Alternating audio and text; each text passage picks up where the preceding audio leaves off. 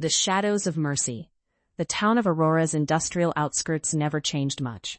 Steel chimneys exhaled gray smoke into an equally gray sky. The streets were predictable, the people even more so. Everyone knew everyone, and more dangerously, everyone believed they knew everything about everyone. Ethan Cole was not a man people talked about. He was the kind of man who blended into routine. Early shifts, late returns, quiet dinners, and Sundays spent in prayer. At the Midwest Components Factory, where he worked for over a decade, Ethan had a reputation for being steady, reliable, and above all decent. Too decent for his own good, his coworker Mark would often joke. Ethan would simply smile. He believed life wasn't about what people deserved, it was about what God expected from you. That belief would define everything that followed. Samantha Reed. Samantha arrived in Aurora with a reputation that reached before her. Divorced, accused of cheating, trouble, as some called her. But reputations in small towns are often built on whispers, not truth. Ethan met her at a modest church gathering. She stood alone near the back, avoiding conversation, her eyes carrying a quiet exhaustion. Not arrogance, not guilt, just fatigue. To Ethan, she didn't look like a sinner. She looked like someone who had been judged too quickly. Their conversations began cautiously. Samantha rarely spoke about her past, and Ethan never pushed. He wasn't interested in what she had been, only in who she was trying to become. Weeks turned into months. Against the cautious warnings of friends and coworkers, Ethan proposed. People don't change that easily, Mark told him one evening outside the factory gates.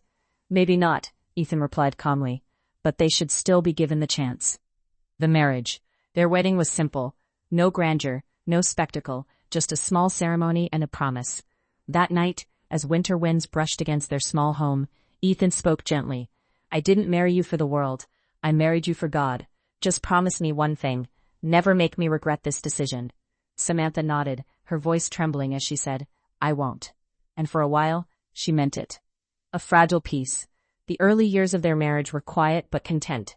Samantha adjusted slowly to stability, something she had never truly known. Ethan's kindness wasn't loud or dramatic. It was consistent, predictable, safe. Then came Lily. Her birth changed everything. Ethan transformed into a father with effortless devotion. He worked extra shifts, saved more, worried more. His world shrank to two people, his wife and his daughter.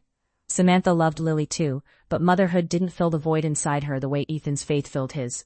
There were moments, subtle at first, when she seemed distant, restless. Ethan noticed. Dylan Brooks. Dylan arrived on a freezing January evening. He was Samantha's cousin, or at least that's how he introduced himself.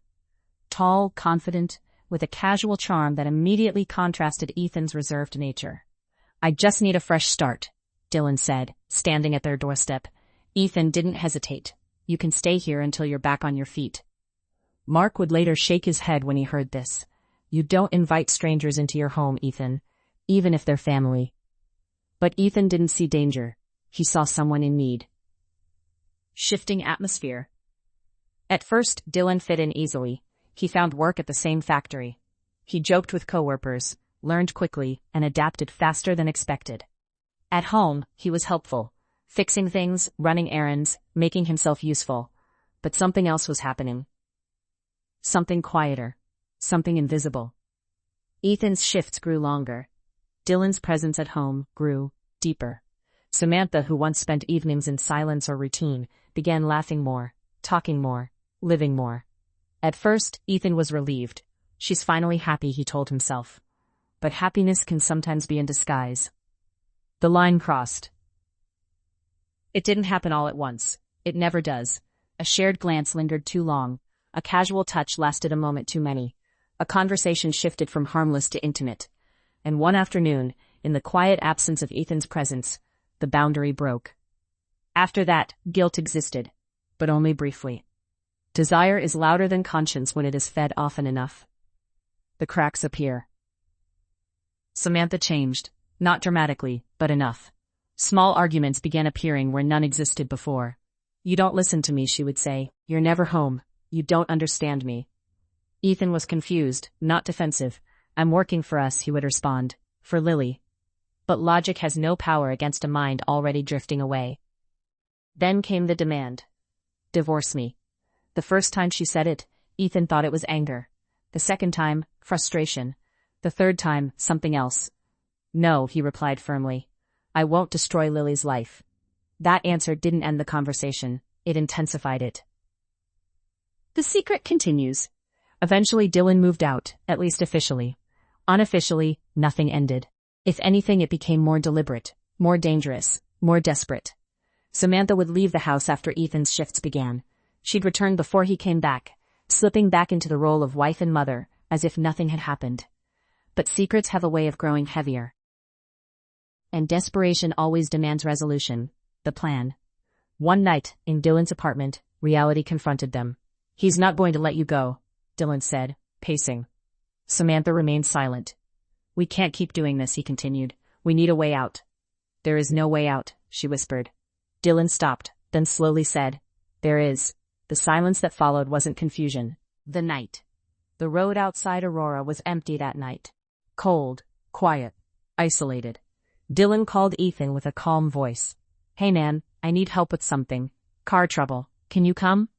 Ethan didn't question it. He never questioned people he trusted. That was his nature. And that was his flaw. The confrontation. The car stopped in a deserted stretch. No streetlights, no witnesses, only darkness. Divorce Samantha, Dylan said suddenly. Ethan froze. What? I'm going to marry her. The truth hit like a physical blow. You betrayed me, in my own home? The anger in Ethan's voice was rare, and justified. But anger wasn't enough to save him. The argument escalated. Voices rose, accusations flew, and then, a flash of steel, a moment of violence, a life ending on cold asphalt. Dylan fled, leaving Ethan behind, bleeding, alone, fading. The investigation. When police arrived, it was already too late. Detective Laura Bennett led the case. She was known for her precision, methodical, observant, and unwilling to accept coincidences. No robbery, she noted at the scene. Wallets intact. No random attack, her partner added. This was personal. The first clue came quickly. Ethan's phone. Last call. Dylan Brooks. Bring him in, Bennett ordered, but Dylan was already gone. Unraveling the truth. The investigation widened. Phone records revealed a pattern. Not just calls between Ethan and Dylan, but hundreds between Dylan and Samantha. Late nights, long durations, hidden communication. Wife, Bennett said quietly. We need to talk to the wife. Samantha breaks. At first, Samantha denied everything. Calm, controlled. But pressure builds cracks, and cracks collapse under weight. Hours into interrogation, faced with undeniable evidence, her composure shattered. Tears came first, then silence, then truth. It wasn't supposed to happen like this, she whispered. But it had. Every choice had led exactly here. The arrest. Dylan didn't get far. Digital tracking, phone pings, transaction records, surveillance, painted a clear path. He was arrested in a neighboring city within hours. Unlike Samantha, he didn't break immediately. But evidence doesn't argue. Eventually, neither did he. The trial. The courtroom was heavy with silence. Ethan's coworker sat in the back. Mark among them, his face hardened with quiet grief. Lily, too young to understand, was not present. The prosecution laid out everything. The affair, the planning, the murder. The defense tried to soften it, but some truths are too sharp to dull. The verdict came swiftly. Guilty. Life imprisonment. Aftermath. The house on the outskirts of Aurora stood empty. No laughter. No arguments.